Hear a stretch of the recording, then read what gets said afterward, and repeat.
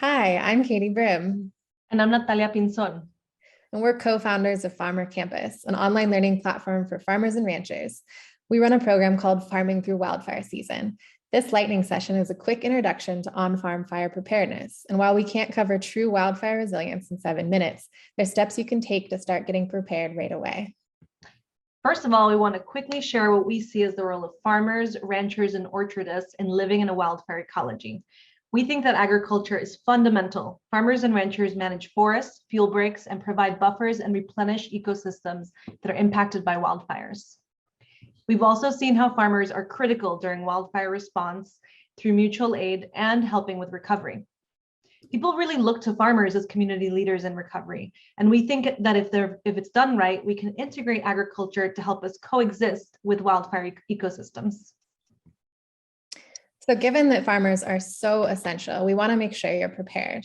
I'm going to walk you through using our Wildfire Resilience Workbook, which is now in the chat and downloadable on our webpage. Let's look at the basics of preparedness, which are assessing and reducing risks, increasing your response capacity, and creating your action plan. A great first step is to create a farm or ranch map with clear indication of water sources are located, as well as the location of livestock, buildings, and structures, and farm machinery and equipment, electrical, gas, and water shutoff locations. It's also good to include the location of needed supplies, such as sandbags, fire extinguishers, and areas to relocate farm assets and workers. This is best done ahead of time and shared with your local fire department, and you can even have them come out to your property so they're prepared if a disaster strikes. So now that you've mapped your farm, you can start to understand how at risk are you. To do so, you can do a rapid risk assessment to get a quick look at what your on-farm risk really is, what to prioritize, and what you'll need to do in practice over time to really get yourself prepared. So the rapid assessment covers 4 core aspects: your background risk factors like fuel load and distance to dangerous topography. Then you'll evaluate your defensible space, which is the buffer you create between a building and your property and the grass, trees, and shrubs that surround it. And this reduces the chances that your infrastructure will catch fire. And speaking of infrastructure, we'll next look at structure hardening, including your home and barn. Finally, you'll want to assess your emergency access points. Then over the next year, just slowly chip away at the comprehensive vulnerability self-assessment. This can be a daunting but invaluable task, so check out our free online course with videos that walk you through it. The next most important component of preparedness is getting your disaster plans together and practicing them. These are critical in increasing your capacity to respond quickly and effectively if and when a disaster strikes.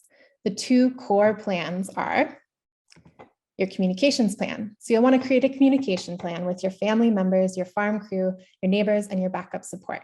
So establish an emergency communications protocol, including an out-of-area contact in case local phone lines are down, have communication equipment such as 2-way radios, and a safe place to meet outside of the disaster's area. Then list important phone numbers and place them and make sure your crew sees them. Then there's your evacuation plan. It's critical that you have a plan to evacuate your farm safely and for emergency responders to access your property effectively during an emergency. Make sure you at least have 2 or more access roads in and out of your property and open all gates during an emergency. Create and delegate tasks for evacuating people and livestock off the property or to a hardened off pasture. Make sure you have emergency go bags stocked in an easy to find location. Finally, agree upon a meetup place once you're evacuated. If you really have no other option, make sure you have a plan to shelter in place. So now you're probably feeling a little overwhelmed. So your action plan is where you choose just a few high priority and impactful pieces from the assessments you've done of your risks and make a quick plan for what you'll tackle first by answering what needs to be done, how you'll do it, planning for your costs, and give yourself a deadline. Okay, so now we'll look at some key actions that you can take to be more prepared on your farm or ranch. In addition to the basics that Katie shared, we can't overstate the importance of practicing emergency response with your whole crew and backup personnel. Who takes care of what?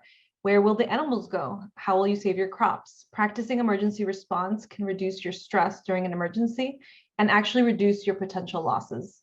As part of that, you can set up and test your backup systems in the event of an electrical outage. Make sure your generators work with your cooling systems, your irrigation, and whatever you need to keep the farm running during an outage. Also, make sure that you have water. Take a look at your piping and your fencing and assess whether it can really withstand high heat and winds. We have a comprehensive list that you can look at to increase your readiness on your farm in our workbook. If you have livestock, get an ag pass, which this allows you to access your farm during a disaster when others have to evacuate. Get infrastructure and crop insurance and understand exactly what is covered when there's a fire. You can have your agent visit your land. We also have some financial recovery resources where you can learn more. Finally, you can take your comfort to fires to that next level by getting training through Prescribed Burn Association. What can you do in your community? First and foremost, work with your neighbors on fuel load reduction, evacuation, and response planning. Know who has emergency skills and who has resources, and establish a mutual aid network together.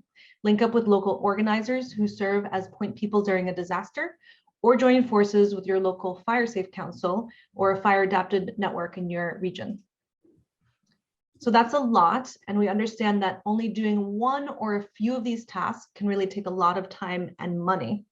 There are resources to support you. If you need funds to help you prepare, connect with the NRCS, with the RCDs, with your county, your town, your fire district, a local fire safe council, or even consider applying for a CAL FIRE grant in partnership with other farmers. We especially recommend that you ask your fire department for property evaluation and that you get on the NRCS database before a fire comes. There's a lot more resources to help you recover after a fire that you can find in CAF's Disaster Clearinghouse, and you can learn more in our online course. Thank you to you and all of our partners and funders.